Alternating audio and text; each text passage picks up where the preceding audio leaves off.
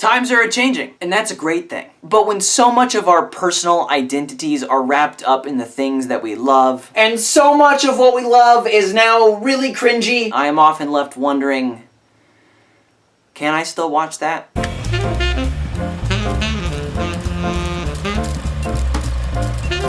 The Cosby Show has been removed from nearly every channel and streaming provider, as has anything Louis C.K. ever touched. Except for one show. Don't get me wrong, I love Parks and Rec, but a lot of things besides Louis C.K. haven't aged very well. This is one of those nanny cam teddy bears, isn't it? What? No. 4 sweetest words in the English language. You wore me down. All right, let's do this. What are you doing? I managed to binge all of Parks and Rec just a few months before the accusations against Aziz Ansari and Louis C.K. first came to light. As you might remember, C.K. guest stars in season 2. Miss Nope was attractive to me as a man. I was attracted to her in a sexual manner. Yet, I never really hear anyone suggest we stop watching it. Admittedly, the problems with Tom as a character existed long before the Babe.net article. I guess we just didn't really care? Or more likely, we brushed it off because it felt self-aware. Creepy dudes are everywhere, man. Ansari was doing stand-up about feminism, and Amy Poehler's character Leslie Knope is basically an icon at this point. Now, if you'll excuse me, I'm about to endorse 10 beers into my mouth because this has been an incredibly stressful evening. And so you have to ask yourself, why did the show feel like it needed to have that kind of content? And besides, there was this problem. Broke of the now famous sex scandal in which Lowe picked up 2 girls while in Atlanta attending the Democratic National Convention in the summer of 1988 and videotaped them having sex with each other. One of those girls turned out to be 16 years old, and her mother filed a civil suit against Lowe. Yes, in 1988, Rob Lowe filmed himself having sex with a 16-year-old. Now, at the time, in Georgia, you know, the state currently famous for level-headed, not incredibly up laws about women's bodies, the age of consent was 14. So good old Rob here only did something super gross, not illegal.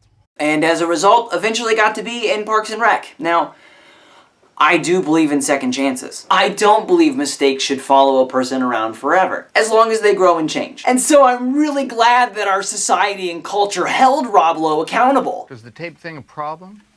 Well, I think it helps you.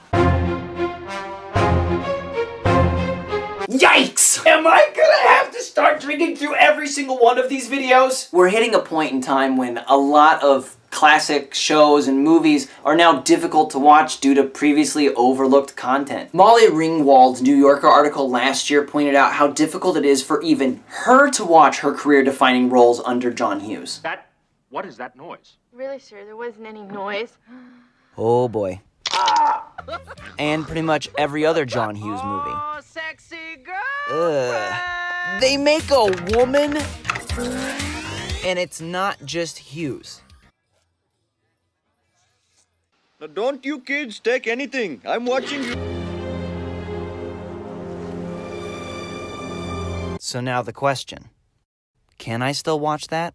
It is extremely frustrating that it took lawsuits and allegations to finally put a spotlight on racist and sexist content in beloved movies and shows, but I am hopeful that we can use this moment to reevaluate and reconsider the art we love. I guess my point is that the stuff we're disgusted by now was always there. One of the most important aspects of the Me Too and Time's Up movements is that it's calling out characteristics and stereotypes we assign to men and women and take for granted that are ultimately really dangerous. I currently don't have a great answer for movies directed by or starring shitty people. Boycotts of movies hardly ever work, and really it falls to Hollywood and film companies to make better decisions. Every couple of years, I am dumbfounded that Woody Allen is allowed to keep making movies, and that actors keep wanting to make movies with him.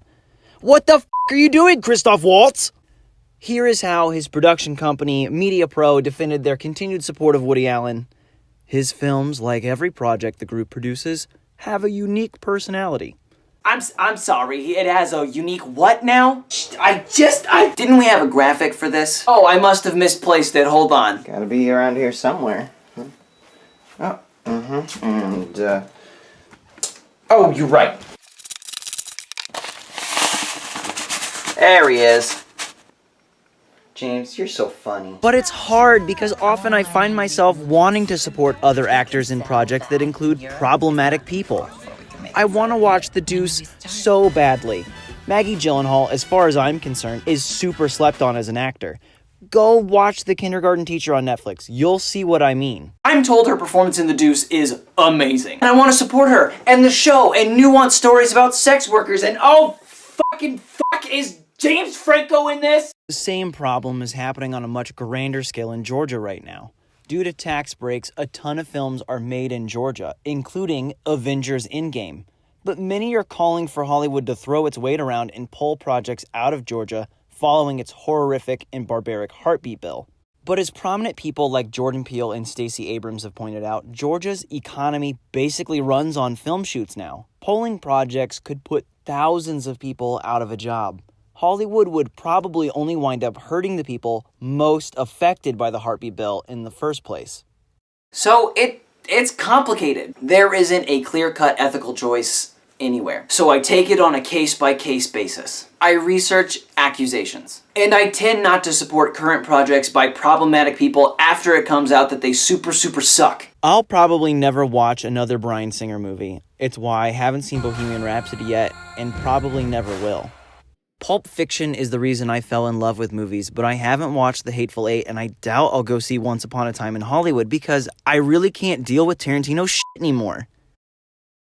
This is a, person with a great deal of acting talent, and yet you haven't really given her many lines in the movie. Well, I just reject your hypotheses. Even watching Pulp Fiction now makes me uncomfortable, and you know what two scenes I'm talking about. Okay. We change. Society changes. I'm not asking that you stop watching things. I'm just asking that you change the way you watch some things. You can't really watch anything in a vacuum or in ignorance anymore. And you should definitely go see current movies in theaters that are diversity inclusive. Booksmart is currently doing terrible in the box office, but critics love it, and it features 2 amazing performances by female leads. But I guess people are going to see Godzilla instead. I'll see you next time. Till then, you'll find me watching The Deuce. I've decided it's more important to support Maggie than ignore Franco.